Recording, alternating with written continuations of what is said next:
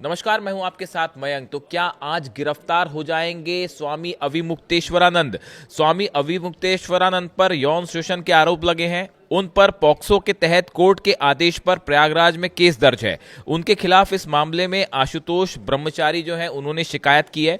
वहीं इस पर शंकराचार्य स्वामी अविमुक्तेश्वरानंद का कहना है कि स्वामी रामभद्राचार्य ने उन पर झूठा केस कराया है।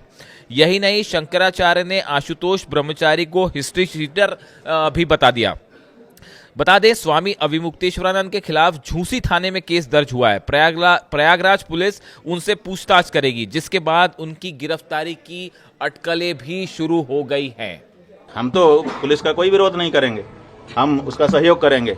वो जो करेंगे जनता तो सब देख रही है। देखिए, 3 कोर्ट है हमारे लिए, एक निचली कोर्ट है, एक मिडिल कोर्ट है और एक सुप्रीम कोर्ट है। तो जो निचली कोर्ट है वो जनता है, जनता सब देख रही है और निर्णय देने वाली है। जो मिडिल कोर्ट है, हाई कोर्ट, वो हमारा हृदय है। हम जान रहे हैं कि हम गलत हैं कि नहीं हैं। और तीसरे ईश्वर है, सुप्रीम कोर्ट, वो भी देख रहा है कि कौन गलत है कौन सही है। तो ऐसी परिस्थिति में तीनों कोर्ट से हमको क्लीन चिट है।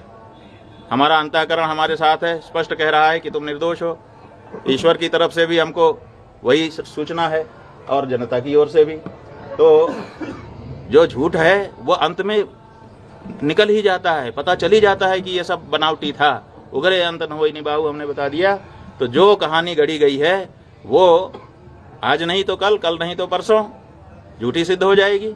महाराज जी आपने कहा कि आपको यूपी पुलिस के जांच पर भरोसा नहीं है। किस एजेंसी के जांच पर आपको भरोसा है? बात यह है, प्रयागराज में लगातार धरने पे बैठे रहे, ये घटना कब हो गई? जो बता रहे हैं कि दो बच्चों के साथ इस तरह की घटना हो। बात यह है कि हम तो आप लोगों के कैमरों की जद में थे।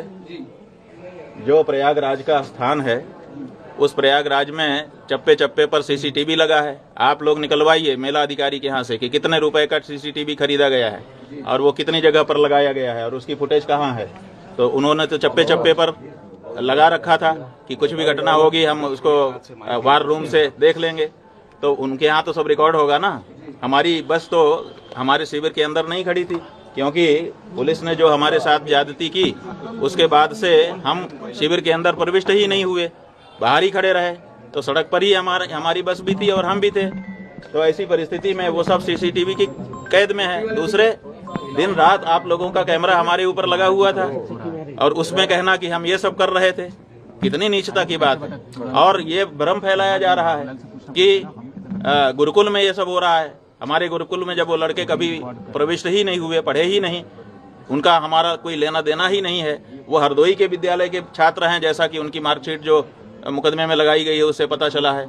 तो जब वो यहाँ पढ़ते नहीं हैं, लिखते नहीं हैं, आए नहीं हैं, गए नहीं हैं, यहाँ से कोई उनका लेना देना नहीं है, तो उनके साथ कैसे कोई कुछ कर सकता है। और तीसरी बात यह है कि ये कह करके भ्रम फैलाया जा रहा है कि सीडी है, सीडी है। वो सीडी किस चीज़ की है?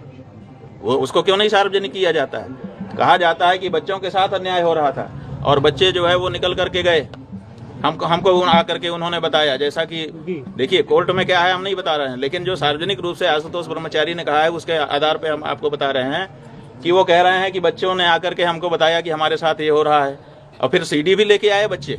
इसका मतलब बच्चे सीडी बना रहे थे। कौन बना रहा था सीडी? बच्चे बना रहे थे या कोई दूसरा ही बना रहा था?